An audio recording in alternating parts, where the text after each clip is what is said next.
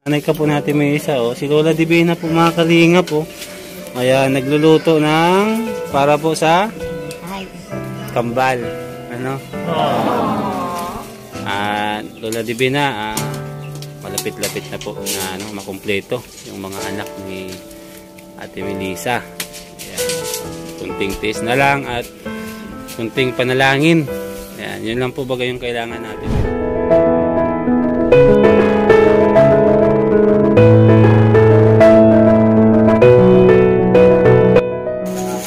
Magandang umaga mga kalingap. Support po natin si Olives TV. Yan, subscribe po natin.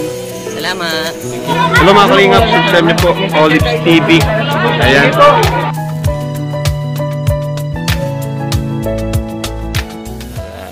Kasi baga, yung hindi kayang gawin ng tao, pag si Lord na ang gumawa niyan, walang imposible. Ano po? Sabi ko nga kaya anak ko ay sana naman masaya ka at makukuha mo na yung anak mo. Sabi ko sa kanya. Tapos may bahay na siya. May bahay ka na. Bibigyan pa siya ni Kuya Bal ng pangkabuhayan. Kahit para pa paano, ano po? Baga, malaking tulong po, ano?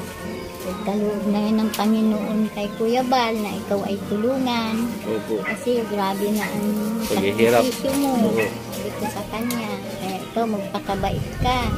Lagi mong alalahanin yung mga anak mo, mahalin mo sa kanya. Sabi na, upo. Sabi ko, minsan ka lang matinda. Sabi ko lang yung pansin ang pag-asikaso sa mga bata. Ako, hindi ko nag-ano na matanda na ako. Sabi ko sa kanya, talagang ikaw na mag-aaral sa mga anak. Sabi ko, lagi kayong magsisimbang mag-anak. Masaya na ako na gano'n. Magkaipin-ipin na kayo. Kasi ang mga bata, kailangan inaaral-aral. Bali nanay, ilan magkakapatid sila Ate Melissa? Ano po yan? 11. 11? Ang dami pala nila. Marami po. Kaso lang, wala ang swerte ng mga anak ko. Lahat mahirap. Kumpleto pa po yun. Kumpleto po. Nasa Manila yung iba.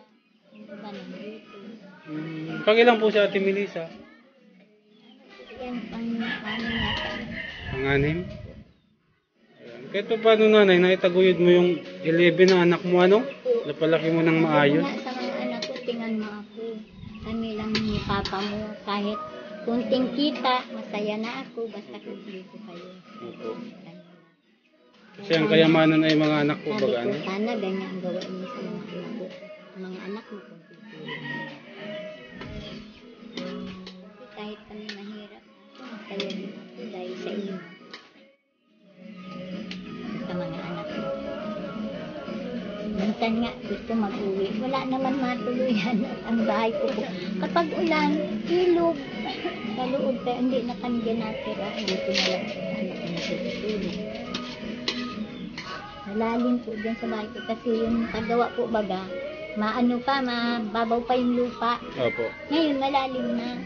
Kaya, pag nabaha, parang nang, sabi ko, parang swimming pool na sa loob. Haba po baga dito nanay? Opo. Buti po ngayon, para padampingan namin. Hindi Malakas po ang ulan, ano? Damping nagtaas na. Ayun, bahay ko, parang swimming pool. Ay siya po. Oh, kasi ang Tapos lalim. pala po talaga, taas na lang ang flooring. Kaya sabi ko, Ay ito po, mataas ito oh. sabi ko, kapag nakaipon-ipon akong pera, Padampingan pag-iiba ako. ko para matirahan. Hindi ko yan natitirahan na. Ulan.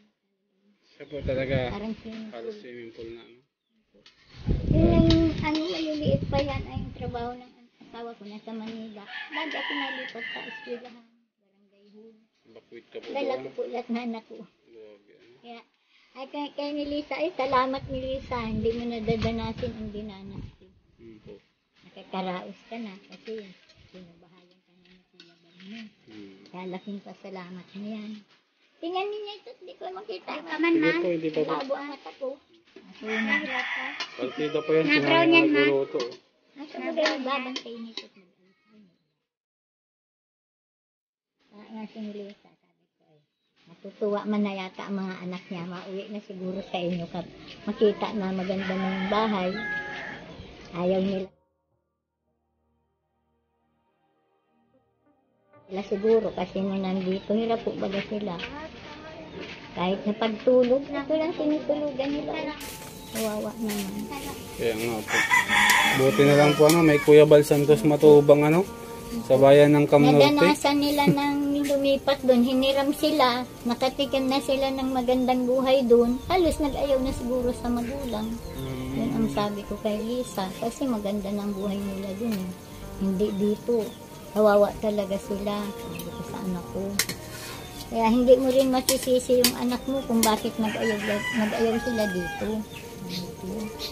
Nadanasan nila yun, magandang Hirap din po Hindi sila natutulog sa tapad. Kaya naawa nga ako. Si Jimmy, mapait ko yun. Kanilang Masipag po pati si Jimmy, masipag. Masipag siya. Kahit Kumbaga, sino ito sa mabait niya. Naawa ako dun sa mag-inaway. Tutuwawa naman. Ay ko, pasensya ka na sa anak mo. Hindi ko alam kung bakit nagalit sa iyo.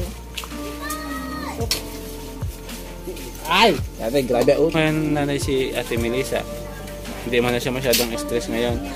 Hindi na, lagi pa minsan na ko kung hatarakan na siya ng anak niya yun. Lagi nun, nag-iiyak siya. Ako dyan nag-iiyak kasi yun nga pong dinanas din sa anak niya. Ano po? Lagi siyang hindi dito.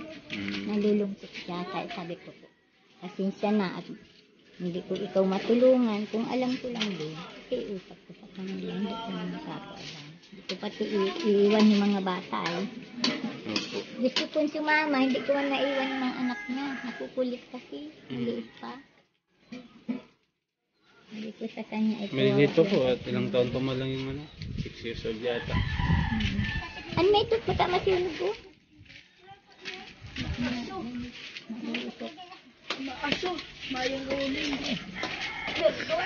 Nanay, pagpasensyahan niyo na po yung namin ha. Kaunting dala.